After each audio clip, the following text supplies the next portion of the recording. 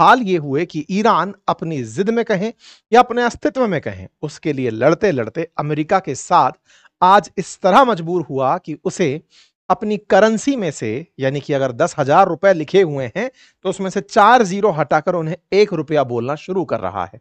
जैसे भारत की करेंसी रुपया है, ईरान की करेंसी रियाल है, तो उसने रियाल में से अगर 10,000 रियाल कोई वैल्यू हुआ करती थी तो अब उसमें से 4 जीरो हटाकर उसे 1 रियाल कहने का बिल पास कर लिया है। अर्थात अगर 50,000 कहीं लिखा था तो 4 जीरो हटाकर अब से वो 5 बोलेगा, 10,000 1 बोलेगा, ठीक इसी प्रकार से 1,00,000 अब 10 बोलेगा। मतलब आप इस तरह से समझिए कि इन्होंने अपनी करेंसी के अंदर से 4 जीरो हटाकर, कभी ये 4 जीरो वाली करेंसी रियाल बहुत मजबूत करेंसी रही होगी, आज उसकी जीरोज को हटा करके अगर 1 के बराबर माना जा रहा है तो सोचिए कि ये कितना डिवैल्यूएट हुई है, मुद्रा का किस हद तक अवमूल्यन हुआ है।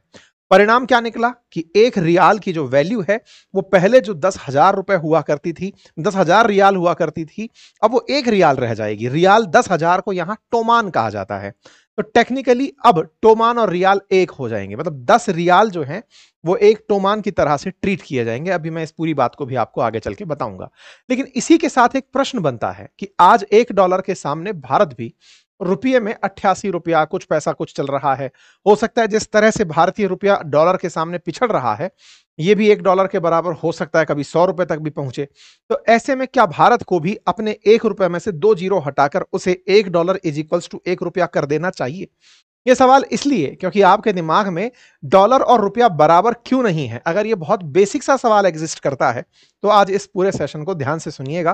पहले हम ईरान की चर्चा करेंगे, फिर हम इंडिया की चर्चा करेंगे। पहले ईरान के कारण समझेंगे और फिर इंडिया के कारणों पर प्रकाश डालेंगे। तो चलिए शुरू करते हैं। फिलहाल हेडलाइंस को देखिए कि ईरान ने अपनी करेंसी में से 4 जीरो हटाने का बिल फाइनली पास कर दिया है, क्योंकि यहां पर महंगाई बहुत ज्यादा बढ़ी हुई थी। यह खबर निकलकर आती है तो हम समस्त भारतीयों में डॉलर के मुकाबले रुपए की चिंता चढ़ने लगती है, और इसी चिंता को चलते हुए आज हम अपने सेशन में हैं। ईरानी संसद की आर्थिक समिति के प्रमुख ने सरकारी टीवी को बताया कि ये बदलाव जो है ये आने वाले 2 साल बाद लागू होंगे, और पुरानी जो रियाल करेंसी है वो उसके बाद भी 3 साल तक चलती रहेगी। अर्थात आज से ऐसा नहीं हो रहा है। संसद में बिल पास हो चुका है 144 के मुकाबले 144 वर्सेस 100 के आसपास इनके यहाँ पे वोट पड़े, जिसमें पक्ष में इनकी संसद के अंदर इस बिल को जब पास किया गया तो इस तरह की नीति के पक्ष में 144 लोगों ने वोट दिए। कहा गया कि आने वाले समय में जब 10,000 riyal is equals to 1 riyal होगा, उसे अभी आने में 2 साल लगेंगे, ताकि इनकी बैंक पूरी तरह से तैयारी कर लें, लोग मानसिक रूप से तैयार हो जाएं, सॉफ्टवेयर चेंज हो जाएं, जहां जहां जो परिवर्तन करने हैं वो कर लें। उसके बावजूद भी अगर किसी व्यक्ति के पास पुराने रियाल रखे रह जाते हैं तो उसको एग्जीक्यूट करने के लिए भी आने वाले 2 साल के बाद में भी अगले 3 साल का समय दिया जाएगा। यानी कि आज से 5 साल तक भी 10,000 रियाल का वैल्यू चलता रहेगा, वैल्यू एक ही रहेगा, लेकिन उसको इस तरह से ट्रीट किया जाएगा। ठीक है, 144 फेवर में थे और 108 अगेंस्ट में इसके वोट डले कि 10,000 रियाल को आगे से 1 रियाल कंसीडर किया जाएगा। इसके बारे में जब जानकारी निकाली गई कि ऐसा क्यों हुआ, तो सिंपल सा कारण था कि साहब यहां पर स्थितियां बहुत ज्यादा बिगड़ती चली जा रही हैं, और सबसे बड़ा कारण है मतलब करेंसी से अभी व्यवहारिकता खत्म हो गई है। अगर आपको कोई सामान खरीदने जाना है जिसकी वैल्यू सही मायने में 1 रियाल के इक्विवेलेंट आपको अब लग रही है, तो उसके लिए अगर आपको 10,000 रियाल ले जाने पड़ रहे हैं तो इशू ये है कि इतना सारा धन लेकर के आपको इकट्ठा करके जाना पड़ रहा है। परिणाम स्वरूप एग्जीक्यूशन में दिक्कत हो रही है, बैग भर भर के सामान खरीदने के लिए धन ले जाना पड़ रहा है। इससे इनको फायदे दिखाई देते हैं, और उसमें से एक सबसे बड़ा फायदा यही है कि अभी जहां एक रोटी के लिए 10,000 रियाल देने पड़ते थे, साइकोलॉजिकल 1 रियाल देना पड़ेगा। मनोवैज्ञानिक जीत ज्यादा दिखाई पड़ रही है। एक तरह से तकनीकी के साथ साथ मनोवैज्ञानिक जीत इसे कंसीडर किया जा रहा है। हालांकि इस विषय पर ये लोग बहुत समय से काम कर रहे थे। हमने आज से कई साल पहले भी अपने करंट अफेयर्स में इस जानकारी को दिया था कि ये इस तरह की प्लानिंग कर रहे हैं, लेकिन वो डिस्कशन के लेवल पर ही रह गई। आज फाइनली उसके ऊपर बिल पास हुआ है। ठीक है, यहां पर आपके सामने 2020 की एक न्यूज कटिंग है, जब इन्होंने 4 जीरो हटाने के बारे में सोचना शुरू किया था। हमने उन दिनों भी जो करंट अफेयर्स पढ़ाए थे उनमें इन चीजों के बारे में जिक्र किया था। अब सवाल आता है कि आफ्टर ऑल ऐसा किया क्यों जा रहा है। देखिए, कोई भी अर्थव्यवस्था चाहती नहीं है कि उसकी मुद्रा इतनी बुरी तरह गिर जाए कि दूसरी दूसरी करेंसी के सामने उसकी कोई वैल्यू ना रह जाए। लेकिन अब चूंकि ऐसा हो ही चुका है, तो लोगों को एक अच्छा फील देने के लिए कि भाई अगर हम अपने आपस में ही खेल रहे हैं तो फिर किस तरह से इस गेम को खेला जाएगा। तो जब हम वाई पर पहुंचते हैं तो कारण निकल कर आता है ईरान की वर्तमान की सत्ता। ईरान में 1979 के बाद जब इस्लामिक क्रांति हुई, उसके बाद में यहाँ की अर्थव्यवस्था को काफी सारे चैलेंजेस का सामना करना पड़ा। महंगाई लगातार ट्रंप के काल में, उससे पहले भी अमेरिकी प्रतिबंधों में बढ़ती रही। महंगाई बढ़ती गई तो इनका, देखिए, एक आसान तरीके से इकोनॉमी का कंसेप्ट समझ लें, और वो कंसेप्ट सिर्फ इतना सा है कि करेंसी से जितना सामान खरीदा जा सकता है, असल में वो करेंसी की वैल्यू है। अदरवाइज कागज तो आप कितना भी प्रिंट करके रख सकते हैं, आपके देश में उसके इक्विवेलेंट सामान होना जरूरी है। अगर मैं 100 रुपए लेकर निकलूं और 100 रुपए में मैं 100 रुपए लायक वस्तु खरीद पाऊं, तब तो उसकी कोई वर्थ है। अगर 100 रुपए में मैं एक टॉफी खरीद के ला पाऊं, एक छोटी सी मतलब च्युइंगम खरीद के ला पाऊं, या कोई हाजमोला की गोली खरीद के ला पाऊं, तो 100 रुपए में आने वाली जो वस्तु है ना, वो तय कर रही है कि वैल्यू असल में कितनी है। अब आप पूछेंगे ये कैसे तय होता है? अधिकांश इकोनॉमी जो इंपोर्ट आधारित हैं या फिर एक्सपोर्ट आधारित है, जिनका ग्लोबल ट्रेड होता है, उन्हें असल में अपनी वैल्यू इंटरनेशनली पता चलती है। हर देश के लिए अपनी करेंसी तो महान होती है। हर देश तो यही सोचकर चलता है कि मेरी जो करेंसी है, ये करेंसी सबसे बेस्ट है, और उस देश के लोग भी यही मानते हैं कि मेरी करेंसी मेरे लिए तो बेस्ट है। लेकिन चूंकि ग्लोबलाइजेशन हो चुका है और ऐसे में आपको दुनिया से व्यापार करना पड़ता है, आप अपना धन से किसी दूसरे के देश का क्या सामान खरीद पाते हैं, उससे असल मायने में आपको अपने धन की वैल्यू पता चलती है। आपने अपना पैसा ले जाकर सामने वाले को दिया, जैसे अमेरिका के साथ दुनिया ट्रेड करती है। दुनिया का लगभग 60% ट्रेड सीधा सीधा डॉलर में होता है, अर्थात डॉलर ही तय करता है कि उसके एक्सचेंज का रुपया कितना होगा। डॉलर के मुकाबले अगर किसी देश की करेंसी में वो सामान नहीं खरीदा जा सके, अगर किसी देश को भारत ने ऑफर किया, जैसे मान लीजिए सऊदी अरब को हमने ऑफर किया कि सर हम आपको एक जहाज भर के रुपया दे रहे हैं, हमें आप एक जहाज भर के तेल दे दीजिएगा, तो वो कहेगा कि ये रुपये को मैं चलाऊंगा कहां, रुपया सऊदी अरब में नहीं चलता है, हमारे यहां हमारी करेंसी चलती है। तो ऐसे में आपको हमें ये रुपया डॉलर में कन्वर्ट करके देना होगा, क्योंकि ग्लोबली डॉलर एक्सेप्ट किया जाता है। तो एक तरीके से डॉलर दुनिया की एक वैश्विक मुद्रा बनकर सामने आई। डॉलर वैसे तो अमेरिका की मुद्रा है, लेकिन अमेरिका ने उसे दुनिया में इतना प्रसारित कर दिया अपने प्रभाव से कि लोगों ने उसे स्टैंडर्डाइज कर लिया कि अब हम डॉलर में व्यापार करेंगे। तो अंतरराष्ट्रीय व्यापार डॉलर में होने लगे, और जब अंतरराष्ट्रीय व्यापार डॉलर में होने लगे, डॉलर की ही स्वीकार्यता होने लगी। अब आपने अगर दिमाग लगाया, फिर ये कहें कि नहीं सर ऐसा अगर हो जाए, हम उनसे कहें कि आप हमसे अपनी करेंसी में सामान दे दो और हम आपको अपनी करेंसी में सामान दे देते हैं, फिर से वही सवाल।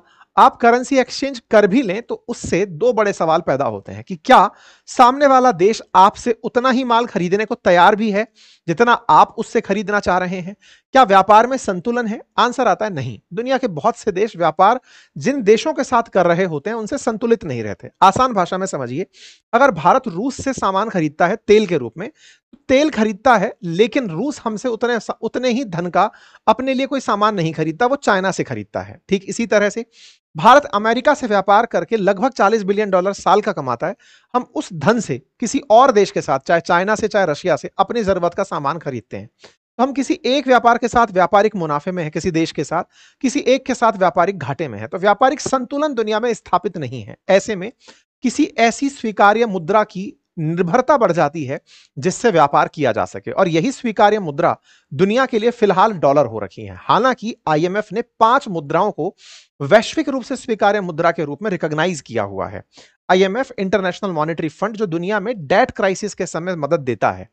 ऐसे में उन 5 करेंसीज में डॉलर का नाम सबसे ऊपर है, उसके बाद यूरो का नाम आता है जो कि यूरोप की करेंसी है, इसके बाद में पाउंड का नाम आता है, पाउंड स्टर्लिंग, जो कि यूके की करेंसी है, इसके बाद जापान की करेंसी येन का नाम आता है जिसमें अंतरराष्ट्रीय व्यापार किए जा सकते हैं।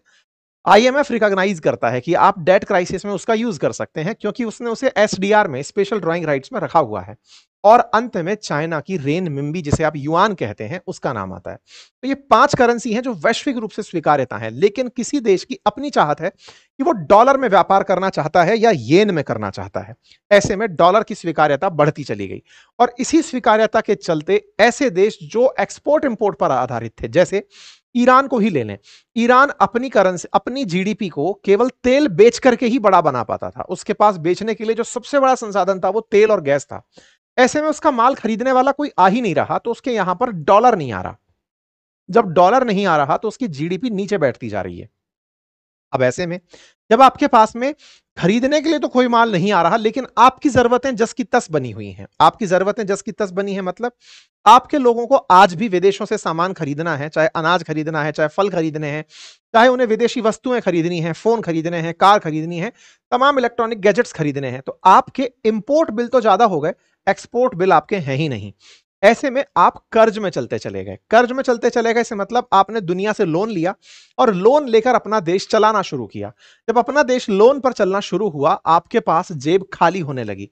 खाली होने लगी से मतलब है कि आपको अब एक फोन खरीदने के लिए भी, क्योंकि कर्ज का पैसा है, तो आपको एक फोन खरीदने के लिए भी जो पहले धन देना पड़ता था उससे अब ज्यादा धन देना पड़ रहा है। अर्थात जो वस्तुएं उपस्थित थी उनके लिए अब आपको ज्यादा धन देना शुरू करना पड़ा, क्योंकि लोगों की पॉकेट्स में अब वो जो धन जिससे चूंकि वस्तु ही उपलब्ध नहीं है, उल्टा समझ लीजिए कि आपको एक्सपोर्ट के नाम पर तो कुछ बचा नहीं, इंपोर्ट के लिए जो सामान आया अब वो धनाढ्य लोग ही खरीद सकते हैं। तो महंगाई यहां पर बढ़ना शुरू हो गई, क्योंकि खरीदने के लिए आपके पास पैसा नहीं है, जो है वो उन महंगे मतलब अमीरों के पास है। ऐसे में ईरान की जो महंगाई है वो 30% से ऊपर रहने लगी। अभी फिलहाल की ताजा खबरों के अनुसार, आईएमएफ के रिपोर्ट के अनुसार 43% से ऊपर इनकी महंगाई चल रही है। अब इतनी फीसदी महंगाई, इसको कैसे समझें? यानी आज 100 रुपए का जो सामान था वो साल भर बाद 143 रुपए का हो रहा है। इतनी महंगाई। भारत के अंदर महंगाई 2% से लेकर 6% के बीच में कंट्रोल्ड है। भारत इस वजह से एक सुरक्षित देश के रूप में ट्रीट किया जाता है। अब इसी बीच बात की वजह से ईरान ने यह सारा खेला देखा। ईरान ने अपनी इन्फ्लेशन को, क्योंकि कोई ग्रोथ दिख ही नहीं रही है, आईएमएफ ने अपनी तरफ से इन्हें नेगेटिव दिखा दिया है, एक्सपोर्ट के नाम पर तेल बिक नहीं रहा है, इंपोर्ट आ नहीं रहा है, इंपोर्ट के लिए महंगाई बढ़ती जा रही, तो 43% के आसपास रिपोर्ट किया गया। दुनिया में 3 सबसे महंगे देश जहां इन्फ्लेशन यानी आज 100 का माल है, पता चल रहा है कल 200 का हो, ऐसे देश के रूप में निकल कर आए वेनेजुएला, सूडान। वेनेजुएला तो 255% की इन्फ्लेशन लेकर चल रहा है, 100 का माल 350 में। सूडान 75% और तीसरे नंबर पर ईरान का नाम निकल करके आया। तो इसी वजह से ईरान की करेंसी गिरती चली गई, क्योंकि उस धन से कुछ खरीदा नहीं जा रहा था। आप खूब रियाल लेकर बैठे तो हैं, लेकिन आप उससे कुछ खरीद नहीं पा रहे हैं, क्योंकि ग्लोबली वो एक्सेप्ट नहीं हो रही है। आपके ही देश के अंदर डॉलर नहीं है, तो माल खरीद नहीं पा रहे हो। तो अब आपके दिमाग में एक प्रश्न आएगा कि सर ऐसे तो फिर इकोनॉमी को बंद इकोनॉमी रहना चाहिए अगर किसी देश को अपनी करेंसी की वैल्यू बढ़ानी है। बिल्कुल सही सोचते हैं आप। भारत 1991 से पहले, लिबरलाइजेशन, प्राइवेटाइजेशन, ग्लोबलाइजेशन से पहले एक बंद इकोनॉमी जैसा ही था। यही कारण था कि हमें एपेक में शामिल नहीं किया गया था। तो बंद इकोनॉमी की वजह से उस समय पर डॉलर के मुकाबले रुपया बहुत मजबूत था। डॉलर और रुपये की कहानी में हम $1 बराबर $1 भी सुनते हैं। ऐसे में बड़ा सवाल यह है कि जब हम इतने मजबूत थे, तो अचानक फिर कैसा हुआ कि हम 100 रुपए तक पहुंचते चले गए? क्योंकि आप वैश्विक प्रतिस्पर्धा में एंट्री कर गए। वैश्वीकरण में जब आप एंट्री कर गए, तो आपको इंपोर्ट भी करने पड़े और एक्सपोर्ट भी करने पड़े। बाजार ने फिर तय किया कि आपके रुपए से क्या खरीदा जा सकता है। और विशेष रूप से ये जो बड़ी आर्थिक ताकतें होती हैं, जिनकी करेंसी चलती, कहते हैं ना अपना तो सिक्का चलता है, तो जिनकी सिक्के चलते हैं, वो इस तरह से दूसरे देशों की इकोनॉमी को कंट्रोल करते हैं। इनकी इकोनॉमी चूंकि एक्सपोर्ट आधारित थी, इनको अपने यहां से तेल बेचना होता था, वो बिक नहीं रहा था, तो धड़ाधड़ इनकी जीडीपी गिरती शुरू हो गई। जहां सन 2000 के अंदर ईरान की जीडीपी यूएई, तुर्की और सऊदी अरेबिया से ऊपर थी, आज वो उनसे बहुत नीचे चला गया है। आज गल्फ के अंदर अगर हम बात करें, तो ये इनके अंदर ईरान जो है वो इन सबसे नीचे की तरफ चला गया है। $341 बिलियन की जीडीपी इनकी रह गई है। यानी कि पूरे देश के द्वारा जो उत्पादित की जा रही वस्तुएं और सेवाएं हैं, उनका कुल वैल्यू $341 बिलियन रह गया है। ये $341 बिलियन होता कितना है? इसको ऐसे समझ लीजिए कि भारत ने यूरोप, अमेरिका और चीन से जो व्यापार किया, वो $341 बिलियन से ज्यादा था। हम इनसे कम से कम इस समय पर 15 गुना ज्यादा बड़ी इकोनॉमी है। आप इससे इसका अंदाजा लगा सकते हैं। अर्थात ईरान धीरे धीरे डिवैल्यूएट होता चला गया। इनकी करेंसी के अंदर जो कमी है वो आपको अब समझ में आने लगी होगी। और ऐसा क्यों हुआ कि ये तेल, अब से बड़ा सवाल है कि तेल खरीदने वाला क्यों नहीं मिला? क्यों? क्योंकि ईरान पर प्रतिबंध लगाने वाले देश बहुत सारे बढ़ गए, और वो देश वो थे जो पूरी दुनिया को कंट्रोल करते हैं व्यापार के नाम पर। वो अच्छे खरीदार हैं, पैसे वाले लोग हैं, अमीर लोग हैं। उन्होंने बायकॉट कर दिया कि जाओ, हम नहीं खरीद रहे, और जो तुमसे खरीदेगा उस पर भी हम प्रतिबंध लगाएंगे। इस वजह से ईरान दुनिया में दूसरा सबसे प्रतिबंधित देश बन गया आफ्टर रशिया। आज दुनिया में रशिया सबसे ज्यादा प्रतिबंधित है, उसके बाद ईरान, फिर सीरिया का नाम निकल करके आता है। ये सब किया धरा अमेरिका का था, क्योंकि अमेरिका इन्हें न्यूक्लियर प्रोग्राम में आगे नहीं बढ़ने देना चाहता था। इसी वजह से ये इस पर मैक्सिमम प्रेशर की तकनीक अपनाते हैं। मैक्सिमम प्रेशर के तहत ये चाहते हैं कि ये अपने तेल 0% बेच पाए। इसके चलते 970 ईरानियन एंटिटीज जो हैं उनको प्रेशर कैटेगरी में डाल दिया गया है। कई तरह के सैंक्शंस लगा दिए गए हैं। लंबा चौड़ा मामला फंस गया है। ऐसे में फिलहाल के लिए ईरान का एनर्जी सेक्टर, फाइनेंशियल सेक्टर सब बर्बादी के कगार पर पहुंचे हुए हैं। करेंसी इनकी लगातार डिवैल्यूएट होती चली जा रही है, क्योंकि अमेरिका को लगता है कि ये न्यूक्लियर वेपन अगर बना लिया, उसी दिन इजराइल का खात्मा हो जाएगा और उसी दिन अमेरिका के लिए एक बहुत बड़ी थ्रेट बन जाएगी। तो भविष्य के डर से बचने के लिए अमेरिका ने इन्हें प्रतिबंधों में जकड़ दिया। कहा कि ईरान यूरेनियम एनरिचमेंट कर रहा है और जिस दिन इसने यूरेनियम बम बना लिया, यानी कि न्यूक्लियर बम बना लिया, उस दिन इजराइल और अमेरिका को बहुत दिक्कतें हो जाएंगी। और इसी कारण से इन दोनों के बीच में एक बार भिड़ंत हो भी ली। ईरान और इजराइल कुछ समय पहले भिड़े थे। इस पर हमने अंकित इंस्पायर इंडिया पर सेशन भी आपके सामने किया था। ऐसे में अमेरिका का एक और आरोप रहता है कि अगर तेल खरीद भी लो आप लोग इनसे, तो ये लोग उस पैसे का उपयोग अपने यहाँ की कुर्द फोर्सेज हैं, इनके यहाँ के जो रेवोल्यूशनरी गार्ड्स हैं, उनको फंड करने में लगा देते हैं। रेवोल्यूशनरी गार्ड को अमेरिका आतंकी मानता है, जबकि वो इनकी सेना है। बोले ये उसको पैसा देते हैं, इसलिए इनको तेल का पैसा मत दो, तेल मत खरीदो। भले ही ये लार्जेस्ट प्रोड्यूसर रहा हो, लेकिन इससे तेल खरीद में सैंक्शन लगा दिए गए। दुनिया के देश तेल नहीं खरीद पाए। भारत की कई कंपनियां जो तेल खरीदती थी उन्हें प्रतिबंधों का सामना करना पड़ा। हद तो यह हुई कि ईरान में एक पोर्ट था, चाबहार पोर्ट, जिससे भारत अफगानिस्तान और सेंट्रल एशिया से जुड़ना चाहता था। कहा कि चाबहार से भी कोई व्यापार करेगा तो उस पर भी हम प्रतिबंध लगाएंगे। इससे भारत को भी बड़ा नुकसान हुआ। कुल मिलाकर के ईरान तक धन नहीं पहुंचना चाहिए, ये एकमात्र इनकी चाहत, और इन्हें लगता है कि ऐसा करके ये ईरान को घुटने पर टिका देंगे। परिणाम स्वरूप वो यूरेनियम बम नहीं बना पाएगा, और वो नहीं बना पाएगा, इसी से ईरान और इसी से इजराइल और अमेरिका बचा रह जाएगा। कुल मिलाकर के उम्मीद है कि अब आपको ये बात समझ में आ गई हो। अब सवाल बड़ा बनता है, क्या ऐसा कोई और देश पहले भी कर चुका है जीरो हटाने का काम? जी हां, वेनेजुएला, तुर्की, ब्राजील, जिम्बाब्वे, वो तमाम देश हैं जो अब तक ऐसा कर चुके हैं। आपको तुर्की सरप्राइज कर सकता है। जी हां, तुर्की ने भी अपनी लीरा में से 6 शून्य हटाई थी। ऐसा इनके साथ भी हुआ। इन्फ्लेशन तुर्की के यहां भी बहुत जबरदस्त चल रही है, मार्केट उनका भी पिटा पड़ा। इस डॉलर और रुपया बराबर अगर इस तरह का हाल हो तो क्या हम रुपए के ऊपर से भी 2 जीरो हटा दें? क्या बड़ा सवाल बनता है, क्योंकि इस समय डॉलर के मुकाबले रुपए के हाल पस्त पड़े हैं। तो ऐसे में बड़ा सवाल है कि क्या भारत के हालात ईरान जैसे हैं क्या? आंसर है जी नहीं। इंडिया के हालात बहुत अच्छे हैं। अभी हम स्टेबल करेंसी की तरह काम कर रहे हैं। इन्फ्लेशन पूरी तरह कंट्रोल्ड है। इकोनॉमिक ग्रोथ का प्रोजेक्शन भी बहुत बढ़िया है। 6.8% के आसपास हम मानते हैं। वर्ल्ड बैंक 6.5% के आसपास ग्रोथ मानती है। और हमारे पास दुनिया में 5वां सबसे बड़ा फॉरेन रिजर्व भी है। तो हमारे पास विदेशी मुद्रा भंडार भी पर्याप्त है। यह दर्शाता है कि भारत विदेशों के साथ व्यापार में अच्छा है। हम लगातार वृद्धि करते जा रहे हैं, यानी कि हमारी जीडीपी ग्रो करती जा रही है। ग्रोथ रेट हमारी बढ़िया है। हमारी इकोनॉमी बढ़िया से एडजस्ट होकर चल रही है। ऐसे में दुनिया की चौथी बड़ी इकोनॉमी बना हुआ भारत नहीं चाहेगा कि वो अपनी करेंसी से जीरो हटाए, ताकि उसे इन्फ्लेशन को काउंटर करने के लिए तरीका अपनाना पड़े। फिलहाल इन्फ्लेशन कंट्रोल पैमाने में है। हमारी मॉनेटरी पॉलिसी कमेटी की रिकमेंडेशंस कहती हैं कि भारत की महंगाई को 2% से 6% तक ही बढ़ना चाहिए। महंगाई ना बढ़ना भी देश के लिए खराब होता है। तो 2 से 6% एक लिमिटेड ग्रोथ परसेंटेज मानी जाती है। भारत उसी ब्रैकेट में चल रहा है। 1.55% के हिसाब से जुलाई में रहा है। वर्ल्ड बैंक ने भी भारत की ग्रोथ का जो प्रोजेक्शन है वो 6.5% दिया है।